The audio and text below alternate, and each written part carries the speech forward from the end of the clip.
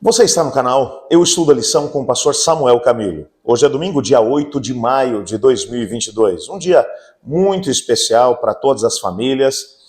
Desejo a todas as mães que estão conosco um feliz Dia das Mães. Eu ainda tenho a oportunidade de ter aquelas que estão mais próximas de mim, mães muito especiais.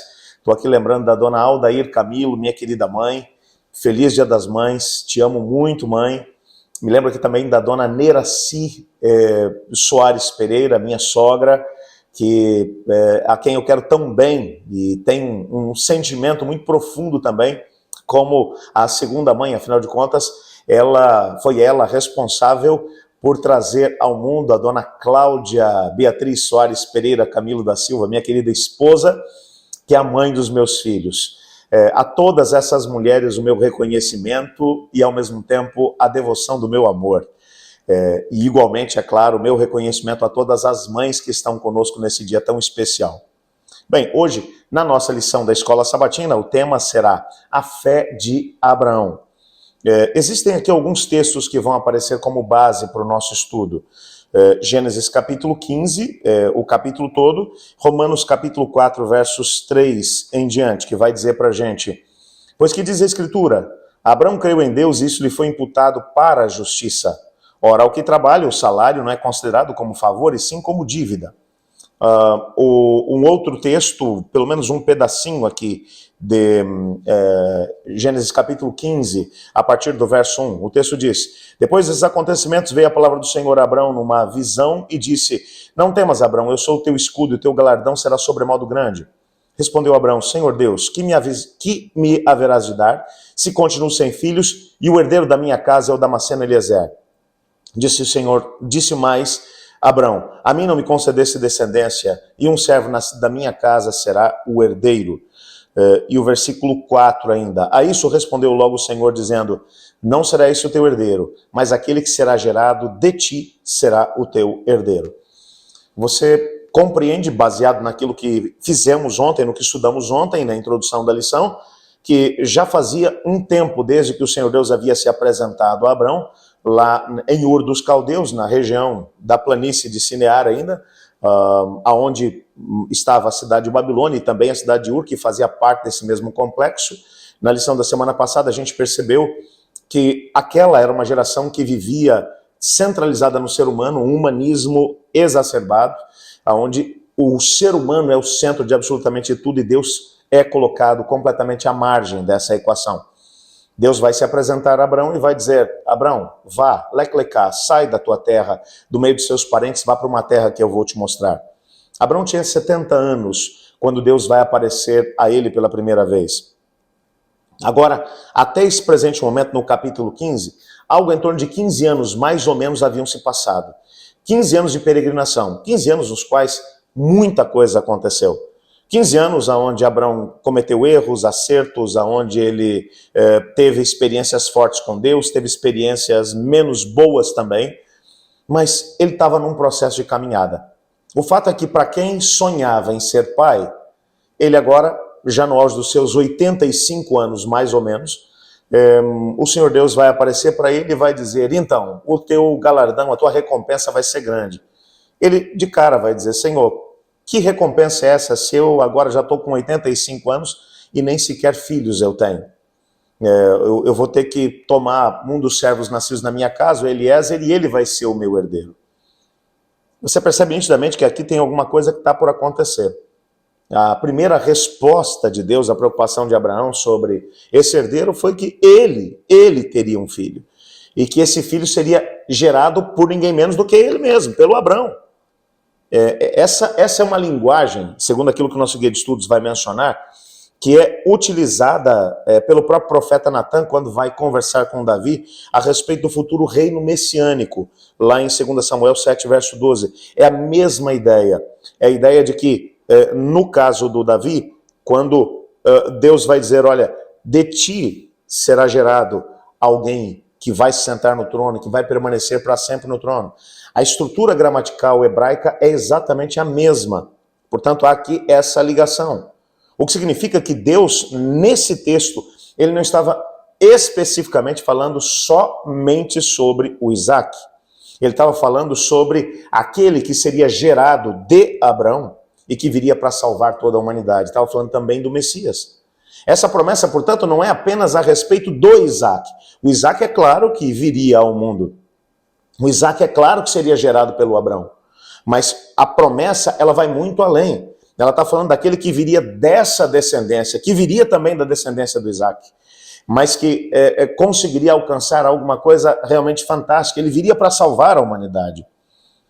O mais interessante é que o versículo 6 vai nos dar aqui um detalhe fantástico a respeito do que vai acontecer com Abraão, no auge dos seus 85 anos. O texto diz, e ele creu no Senhor, e isso lhe foi imputado por justiça. Abraão crê no Senhor. É exatamente isso que vai aparecer lá em Romanos capítulo 4, versos 5 e 6. Mas ao que não trabalha, porém, crê naquele que justifica o ímpio. A sua fé lhe é atribuída como justiça.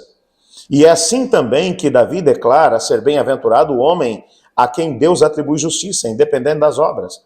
O que o texto está dizendo para a gente aqui é o seguinte, é que Abraão entendeu uma coisa, bom, para esse filho vir, mesmo filho esse que havia sido prometido lá em Gênesis 3,15 a Adão e Eva, finalmente agora, dentro do contexto da promessa, parece que as promessas relacionadas à vinda do Messias tinham feito meio que uma pausa desde aquele dia em que o Senhor Deus vai até o Jardim do Éden para conversar com Adão e Eva. Ali havia sido feita a promessa. Porém, inimizade entre ti, a velha cobra, chamada Diabo e Satanás, entre ti e a mulher, entre a sua descendência e o seu descendente, esse te ferirá a cabeça e tu lhe ferirás o calcanhar. A humanidade sabia que alguém viria para poder acabar com a rebelião. Agora, finalmente, em Gênesis 15, você descobre Deus dando mais detalhes disso. Deus está dizendo, Abraão, é da tua família que vai vir esse descendente, através de quem todas as nações da terra serão abençoadas. É em Cristo que essa promessa vai alcançar o seu apogeu. É claro que quando Abraão entende essa grandiosidade, quando ele entende essa questão tão tremenda, ele vai crer no Senhor. Porque ele entende, eu não posso fazer nada para poder resolver isso. Eu não tenho como. Faz 15 anos que eu estou peregrinando, faz 15 anos que eu estou circulando por essa terra, eu ainda não tenho um descendente, humanamente falando, naquela altura, por causa da própria situação de Sara e da idade que ambos tinham, já era uma coisa completamente impossível que Sara pudesse engravidar. Abraão sabia que para a promessa de Deus, de forma imediata, através do Isaac chegar, já teria que haver um milagre da parte do Senhor. Mas quando ele compreendeu que esse filho que viria para ele, o Isaac, ele faria parte de um plano maior, ou seja, que agora, através dessa descendência, o Abraão, na sequência o Isaac e assim por diante, que dessa descendência viria o descendente, o Messias. É essa a promessa que está aqui sendo feita. Então o Abraão vai crer, entendendo que a graça de Deus seria suficiente para operar essa grande obra. Às vezes a gente deixa de receber bênçãos maiores porque a gente começa a tentar organizar de uma maneira racional as coisas e dizer, não, é impossível que isso aconteça, é impossível que essa situação tenha lugar, não dá para poder acontecer humanamente falando. Bom, mas é que a gente tem que entender que o elemento da graça de Deus é o elemento mais importante nessa equação. Quando a graça de Deus está presente, quando a graça de Deus entra em cena, quando a graça de Deus opera, coisas extraordinárias são capazes de acontecer. E para que essa aliança agora feita com Abraão pudesse finalmente ser estabelecida, agora formalizada, Deus vai pedir que sacrifícios fossem feitos em relação a isso. Animais são sacrificados, há aqui todo um contexto de Deus colocando a sua palavra em xeque, quando uma transação comercial ou uma aliança era feita entre duas partes em Canaã, um animal era cortado ao meio, e então ambas as partes diziam, se eu não cumprir a minha parte na aliança, você poderá fazer comigo o que foi feito com esse animal. Deus pede para que Abraão sacrificasse 3 animais e os cortasse no meio, e as metades estivessem sobrepostas uma de cada lado, e ainda mais algumas aves. E o texto vai mencionar que aves de rapina começam agora a sobrevoar aquele sacrifício. A ideia é que as aves de rapina queriam de alguma maneira remover esse sacrifício, ou esses animais que haviam sido ali colocados, e o Abrão ele vai lutando para que esse sacrifício não saísse, não fosse removido, porque havia um propósito todo especial com aquele sacrifício sendo feito. Daqui duas aplicações podem ser feitas. A primeira delas é de que o rebelde, ele trabalha para tentar impedir que aquilo que foi o sacrifício de Cristo Jesus na cruz do Calvário, que alcance a nossa vida, o nosso ser, e que consiga, de alguma maneira, fazer com que tenhamos a salvação e a vida eterna em Cristo Jesus. É por isso que ele trabalha de forma tão intensa. Há poucos dias atrás eu soube de uma família muito querida, uma família com quem eu tive a oportunidade de poder conversar, apresentar a Cristo Jesus. Inclusive, um dos filhos da família, eu tive a oportunidade de poder inaugurar o reino de Deus na vida deles, que por causa de uma série de fatores acabaram permitindo que esse sacrifício de Cristo fosse removido da vida deles.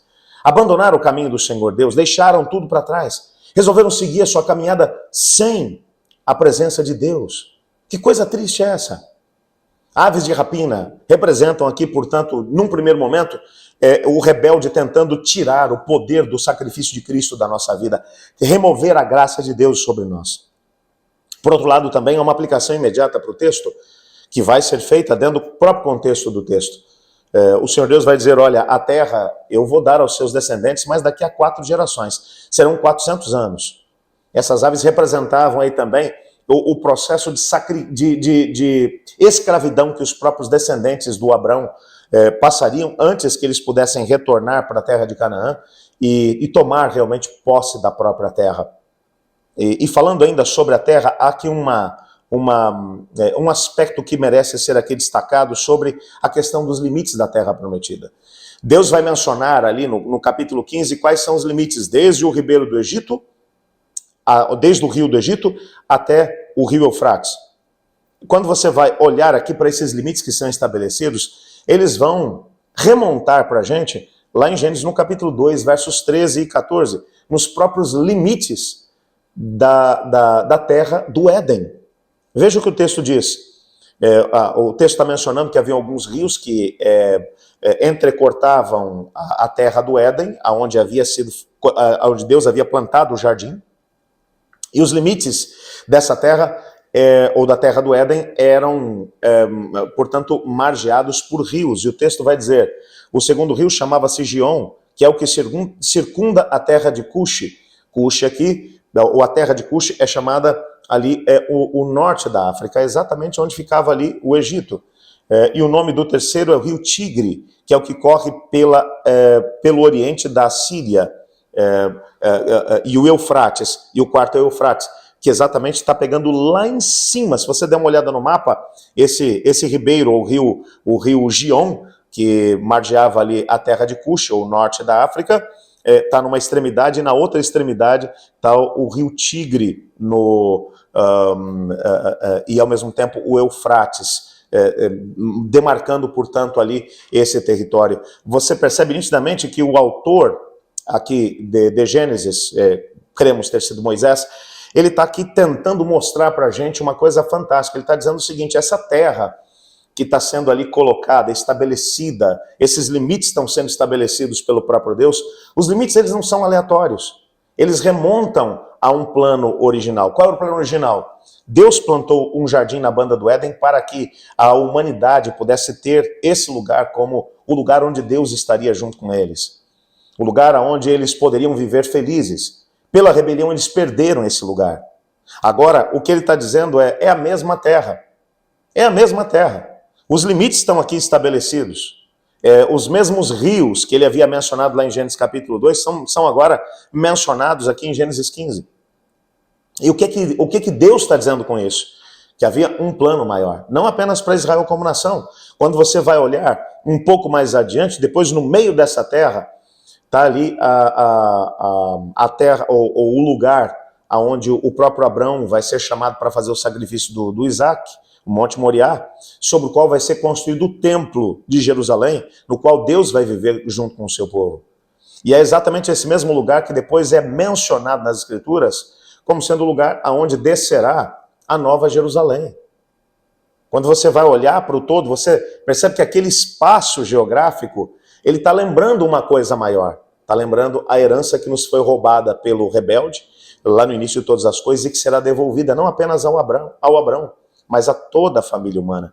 Você repara que esse capítulo 15, ele não está falando apenas da história do Abrão, ele está falando da história da humanidade, através do Messias que viria e através da herança, a herança que foi roubada do nosso pai Adão e da nossa mãe Eva, que seria devolvida à descendência do próprio Abrão e que seria, portanto, repassada depois a todas as famílias da terra, porque o Messias não viria apenas para a família do Abrão, ele viria para todas as famílias da terra, porque todos seriam abençoados através dele.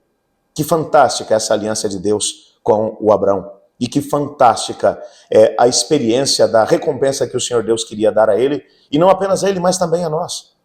Quando vamos para Apocalipse capítulo 21, percebemos que o mesmo lugar é prometido para você e para mim.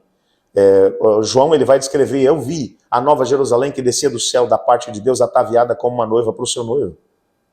E quando você olha para os profetas mencionam que o Monte das Oliveiras é dividido em 4, e então a nova Jerusalém desce sobre esse mesmo lugar. É a mesma geografia. Qual é a promessa? A promessa é de que um dia a herança nos foi roubada como humanidade, mas através de Cristo Jesus ela será devolvida. Portanto, essa promessa e essa aliança não é apenas com Abrão, mas é com você e comigo. Se tão somente entendermos que é pela graça que Deus age, salva e ao mesmo tempo nos dirige. Eu gostaria de orar pedindo a Ele que a mesma graça que amparou o Abrão, que possa amparar a você e a mim também. Quer se unir a mim nessa prece? Obrigado por tua palavra, porque nela descobrimos que o Senhor nos ama e tem um propósito grandioso para a nossa vida. Obrigado porque é a tua graça que nos salva e ao mesmo tempo que nos aproxima da recompensa que o Senhor tem para cada um de nós. Ajuda-nos a viver pela graça, mediante a fé, pois é em nome de Jesus, o nosso autor e consumador da fé, que oramos. Amém. Eu estudo a lição, e você?